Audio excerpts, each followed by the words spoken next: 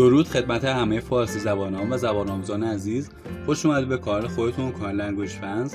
با درس بیستم از کتاب چهارم 4000 لغات ضروری زبان انگلیسی ویرایش دوم در خدمت شما هستم. امیدوارم که 19 درس قبل رو خیلی خوب یاد گرفته باشید، براتون جذاب بوده باشه و لغاتش به کارتون اومده باشه. مرسی بابت تک تک حمایت شما. فراموش نکنید کانال خودتون سابسکرایب کنید و نظرات، انتقادات و پیشنهاداتتون رو هم برام کامنت کنید. به روی چشم برای بهبود کیفیت ویدیوها 100% اجرا میکنم. با آرزوی اینکه این قسمت رو هم خیلی خوب یاد بگیرید، درس بیستم رو شروع میکنیم.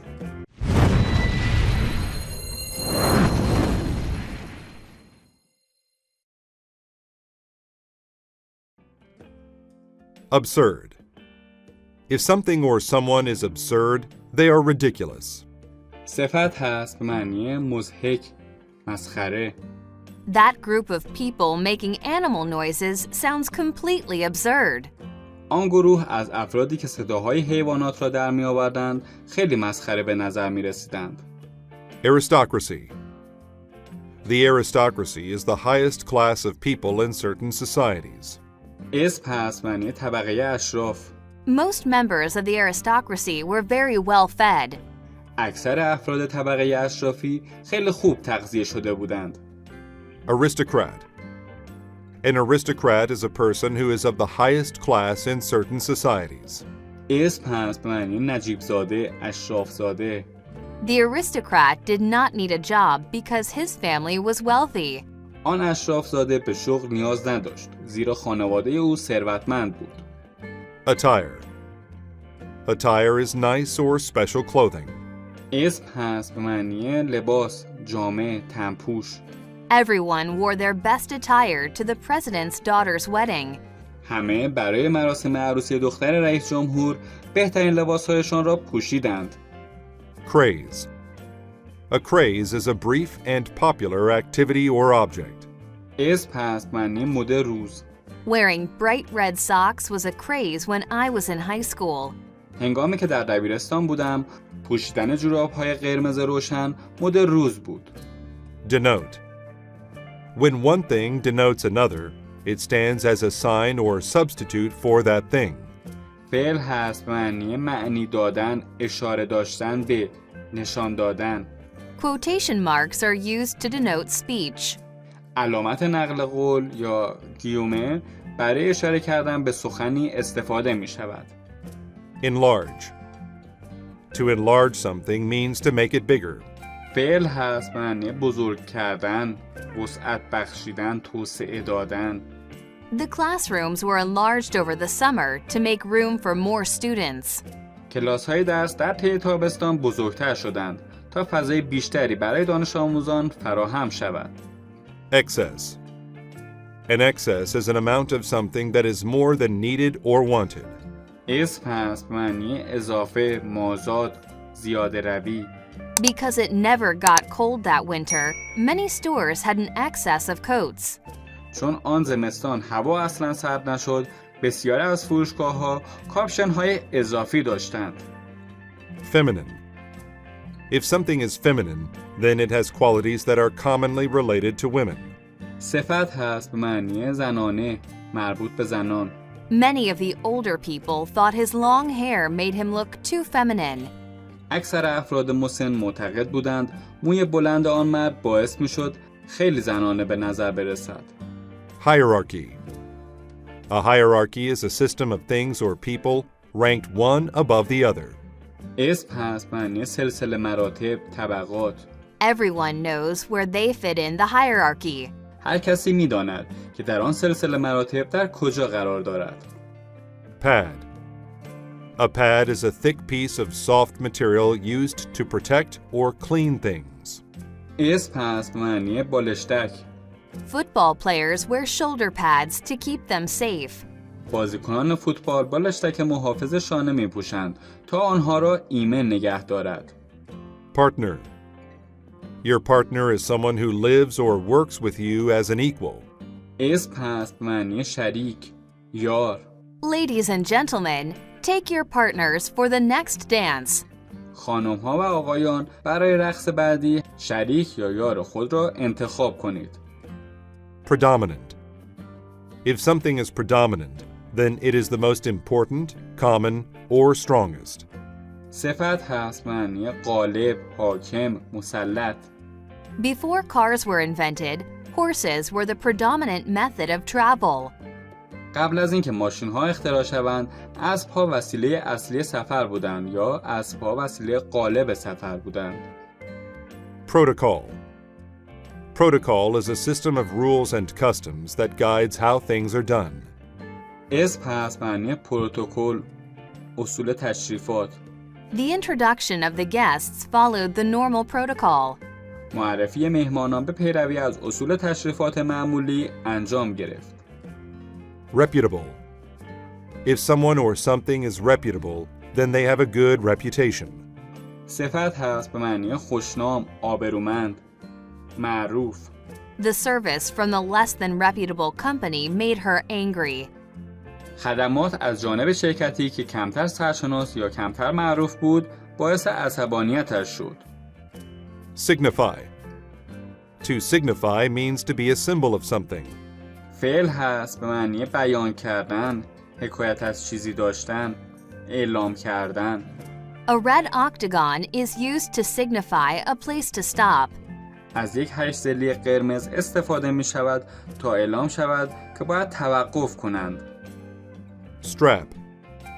A strap is a thin, long piece of fabric used to fasten, carry, or hold something. اسم هست به معنی تسمه، نوار. She put the strap of her purse over her shoulder and walked out the door. او بند کیفش را روی شانه‌اش انداخت و از در بیرون رفت. Style. Your style is the way you do things. اسم هست معنی مدل، مد، سبک. Her clothes were all in the latest style. لباس‌های او همگی طبق آخرین مد بودند. Tangle. A tangle is something or many things twisted together. اسم هست معنی گره. The laces of his shoes were in such a tangle that he could not untie them. بندهای کفش او طوری در هم گره خورده بودند که او نمی‌توانست آنها را باز کند. Vanity. Vanity is excessive pride or love of one's own appearance or things one has done. اسم هست معنی خودبینی، تکبر، غرور. Her vanity won't allow her to pass a mirror without looking at herself. خودبینی یا تکبر به او اجازه نمی‌دهد که بدون نگاه کردن به خود از جلوی آینه رد شود.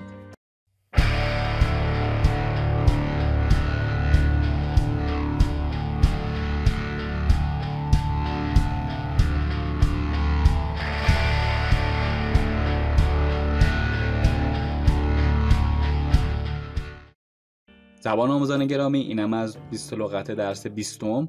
امیدوارم که خیلی خوب یاد گرفته باشید. به سراغ متن این درس میریم و از این 20 لغت داخل این متن استفاده میکنیم تا بهتر بیشتر براتون جا بیفته. Dressed to excess. لباس پوشیدن افراط‌آمیز. If you traveled back in time to the 1700s in Europe, you would laugh when you saw how the aristocracy dressed. Soon you'd realize, though, that the aristocrats of Europe were very serious about their appearance. اگر به زمانهای گذشته دهه 1700 در اروپا بازگردید، هنگامی که بفهمید طبقه اشراف چگونه لباس می‌پوشیدند، خنده‌تان خواهد گرفت. اگرچه به زودی خواهید فهمید که اشراف‌زاده‌های اروپا در مورد ظاهر خود خیلی جدی بودند. Their appearance was one way of denoting their rank in the social hierarchy. The predominant style in women's attire was enormous dresses. They were often 3 times larger than the wearer. Ladies even used pads to enlarge the appearance of their hips and shoulders. ظاهر آنها طریقه‌ای بود برای نشان دادن اینکه از کدام طبقه اجتماعی هستند. شیوه و سبک غالب در تن‌پوش زنان لباس گشاد بود. این لباس‌ها اغلب 3 برابر بزرگتر از فردی بود که آنها را می‌پوشید. بانوان حتی از بالشتک‌هایی استفاده می‌کردند تا ظاهر باسن و شانه‌هایشان بزرگتر شود. On the other extreme, the aristocratic women made their waists appear extremely thin. It took several maids stretching fabric and pulling straps in order to get a lady's waist to the proper thinness. These ladies could barely breathe and often fainted. از سوی دیگر زنان اشرافی کاری می‌کردند که کمرهایشان بسیار باریک به نظر برسد. برای این کار چندین پیشخدمت پارچه‌ها و بندها را می‌کشیدند تا کمر بانو به باریکی مناسب برسد. این بانوان به زحمت نفس می‌کشیدند و اغلب غش می‌کردند. Pale skin was also a craze, yet this too was done in excess. One could not simply be pale. Instead, she needed to look as if she was ill. In order to look paler, ladies actually cut themselves daily so they would bleed. پوست رنگ پریده نیز مد روز بود و در این راه زیاده روی میشد. فرد به سادگی نمیتوانست رنگ پریده شود. در عوض با ظاهرش کاری میکرد که انگار کمخونی دارد. بانوان برای اینکه رنگ پریده تر به نظر برسند هر روز جایی از بدن خود را میبریدند تا خونریزی کنند. The hairstyles, however, were the most striking part of women's fashion. These stood a meter high on the ladies' heads. The columns of hair were a ridiculous tangle of wigs, jewels, flowers, and even stuffed birds. اما مدل موها صفت بارز مد خانم‌ها بود و با ارتفاع 1 متر روی سر خانم‌ها قرار می‌گرفت. این ستون‌های مو در واقع در همپیچیدگی‌های خنده‌داری از کلاهگیس‌ها، جواهرات، گل‌ها و حتی پر پرندگان بود. Their partners, the men, were similarly absurd. Today, they would probably seem very feminine. Reputable men wore wigs of long, curly hair. همسران آنها مردانی به همین ترتیب مضحک و خنده‌دار بودند و امروزه آن مد احتمالاً خیلی زنانه به نظر می‌رسد. مردهای معروف کلاهگیس‌هایی با موهای فرخورده بلند بر سر می‌گذاشتند. Their shoes had large soles, or high heels, so that they could walk high above the filth on the streets. Furthermore, just like the ladies, the men wore lipstick and painted their cheeks red. کفش‌های آنها کفی بزرگ یا پاشنه بلند داشت تا بتوانند از روی گند و کثافت‌های توی خیابان عبور کنند. علاوه بر آن، مردان مثل بانوان ماتیک می‌زدند و به گونه‌های خود رژ می‌مالیدند. Their clothes were brightly colored, often purple and pink. They were made from the finest of fabrics and decorated with jewels and lace. The men competed with one another to see who wore the more expensive clothes, for the clothing signified wealth and status. لباس‌های مردان به رنگ‌های روشن، اغلب بنفش و صورتی بود. آنها از بهترین پارچه‌ها درست شده بود و با جواهرات و یراق‌ها تزیین می‌شدند. مردها با یکدیگر رقابت می‌کردند تا ببینند چه کسی لباس گرانتری پوشیده است. برای اینکه لباس ثروت و مقام و موقعیت مرد را نشان می‌داد. Both men and women spent huge amounts of money and time on how they looked, but it was part of the protocol they were expected to follow. هم مردها و هم زنها پول و زمان زیادی را برای ظاهر و قیافه خود صرف می‌کردند، اما آن بخشی از اصول و تشریفاتی بود که از آنها انتظار می‌رفت تا از آن پیروی کنند. Though such vanity would seem strange today, 300 years from now, the fashions of our time might also seem completely ridiculous. اگرچه آن خودنمایی و تکبر امروزه زشت و شرم‌آور به نظر می‌رسد، ولی ممکن است مدهای زمان ما نیز 300 سال بعد کاملا مسخره و مضحک باشند. زبان آموزان عزیز و فارسی زبانان گل، این هم از متن و درس لغات بیستم. امیدوارم که خیلی خوب یاد گرفته باشید، براتون جذاب بوده باشه. از تک تک حمایت شما سپاسگزارم. مرسی که کانال خودتون رو سابسکرایب میکنید و به دوستاتون معرفی میکنید. نظرات، انتقادات و پیشنهاداتتون رو هم برام کامنت کنید. به روی چشم برای بهبود کیفیت ویدیوها 100% اجرا میکنم. تا درس بعدی و درس 21 از این کتاب شما رو به خدا میسپارم. خدا نگهدارتون.